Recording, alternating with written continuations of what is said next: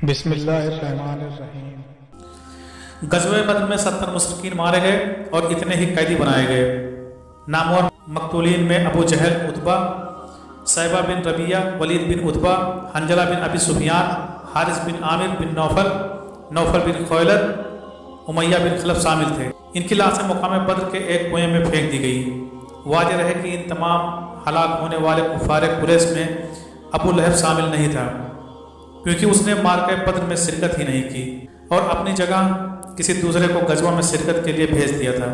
यूं वक्ती तौर पर यह अबू जहल व उतबा वगैरह की हलाकत का सुनकर दिल में खुश हो रहा था और शुक्र मना रहा था कि अच्छा हुआ जो मैं जंग के लिए नहीं गया था। मगर प्यारे दोस्तों, ये भी कहरे खुदाबंदी से महफूज ना रह सका, या यूं कहना ज़्यादा मुनासिब होगा कि इसकी भयानक और खौफनाक मौत शायद इनसे भी ज़्यादा बदतर थी। जो मारके बद्र में शरीक होकर मुजाहिदीन की तलवार से वासिल जहन्नम हुए, उसका असल नाम अब्दुल उज्जा बिन अब्दुल मुत्तलिब था, जिसे अक्सर अबू लहब के नाम से जाना जाता था। ये नबी रहमत सल्लल्लाहु ताला अलैहि वसल्लम का सौतेला चचा था।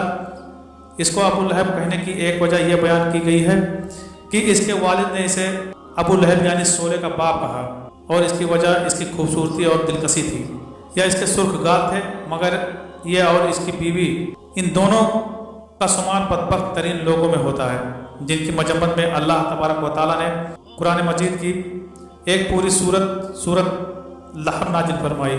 फरमाने रब्बुल आलमीन है, अबू लहब के दोनों हाथ टूट जाएं और वह तबाह हो जाए, क्योंकि उसने हमारे हबीब सल्लल्लाहु ताला अलैहि वसल्लम पर हाथ उठाने की कोशिश की है। इसे इसके माल ने कुछ फ़ायदा ना पहुँचाया और ना ही इसकी कमाई ने। अनकरीब वो सोलों वाली आग में जा पड़ेगा, और उसकी खबीस औरत भी जो कांटेदार लकड़ियों का बोझ सर पर उठाए फिरती है। इसकी गर्दन में खजूरों की छाल का वही रस्सा होगा जिससे कांटों का गट्ठा बांधती है।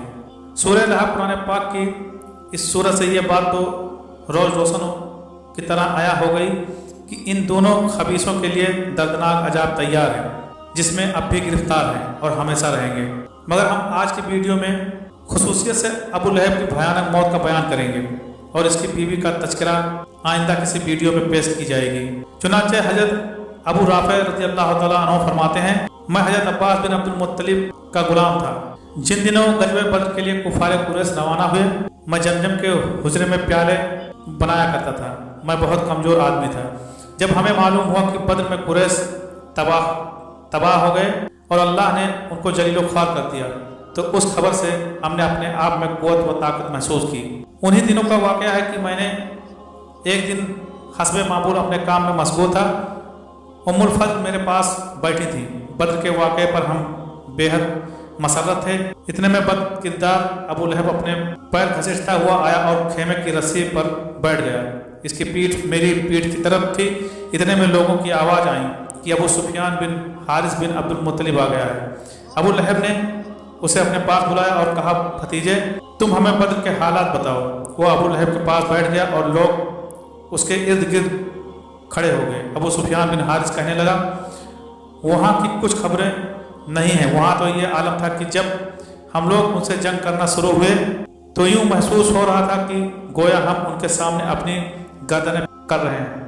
वो हमें कत्ल करते या कैद करते, ये उनकी मर्जी थी। और खुदा की कसम मैं अपने लोगों को मलामत नहीं करता, क्योंकि वहाँ तो ज़मीन से आसमान तक चितकबरे घोड़ों पर सवार सफ़ेद नौजवान लड़ रहे थे, जो कि किसी चीज़ को बाकी ना छोड़ते और ना कोई उनके सामने खड़ा रह सकता।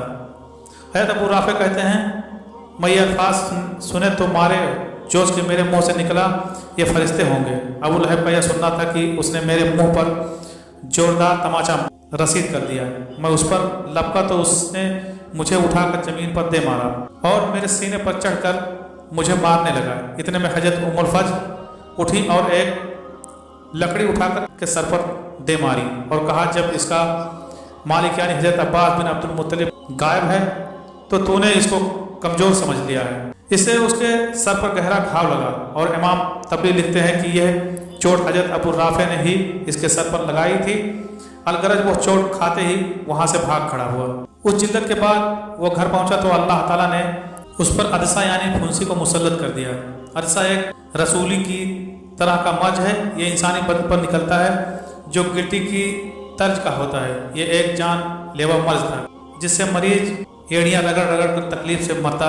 अहले अरब इसे एक जानलेवा वायरस ख्याल करते थे और मरीज से दूर रहते थे। यही वजह है जब अबू लहब इस मर्ज में मुब्तला हुआ तो उसके घर वालों ने उसे एक अलग कमरे में बंद कर दिया, हत्ता कि उस खौफ से कि कहीं हम भी इस बीमारी में मुब्तला ना हो जाएं, इसके करीब तक ना भटकते। रवायत में है कि वो 7 से 8 दिन तक इसी मर्ज में एड़ियां रगड़ता रहा।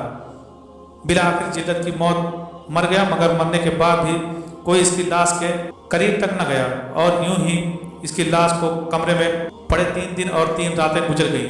यहाँ तक कि उसकी लाश गलने सड़ने लगी, अदसा का जख्म फट गया और उसमें कीड़ों ने अपना मस्कन बनाना शुरू कर दिया। जब घर में ताफुन फैला और उसके असरात आसपास के घरों तक पहुँचे तो फिर किसी कुरैशी ने उनसे कहा कि तुम इस बात पर शर्म नहीं करते कि तुम्हारे बाप की लाश घर में गल सड़ रही है और तुम उसे दफन नहीं करते। इस पर अबू लहब के घर वालों ने कहा, हम इस बात से डरते हैं कि कहीं हम भी अदसा का शिकार न हो जाएं। बिला आखिर इन सब ने मिलकर अबू लहब की लाश को ठिकाने लगाने की ठान ली। उन्होंने सबसे पहले लाश पर दूर खड़े खड़े पानी बहाया, फिर उसे रस्सियों और कपड़ों की मदद से बगैर छुए मक्का के एक बुलंद मुकाम पर ले जाया गया। वहाँ एक गड्ढा खोदा गया और लकड़ी की मदद से लाश को उसमें फेंक दिया गया। फिर उस पर मिट्टी डालकर ऊपर भारी भरकम पत्थर रख दिए गए ताकि उसकी पोसीदा लाश से ताफुन न फैले। नाजरीन अगरचे अबू लहब ग़ज़वे बद्र में शिरकत के लिए नहीं गया था, जिसकी वजह से वह मुजाहिदीन के हाथों वासिले जहन्नम होने से बच गया, मगर फिर भी वो अजाब इलाही से कैसे बच सकता था जो अटल है और हर सूरत मुसल्लत होकर रहता है। दुआ है अल्लाह पाक हमें इन लोगों में शामिल फरमाए जिन पर उसका इनाम है और हमें हिदायत कामिला से सरफराज फरमाए। आमीन या रब्बुल आलमीन।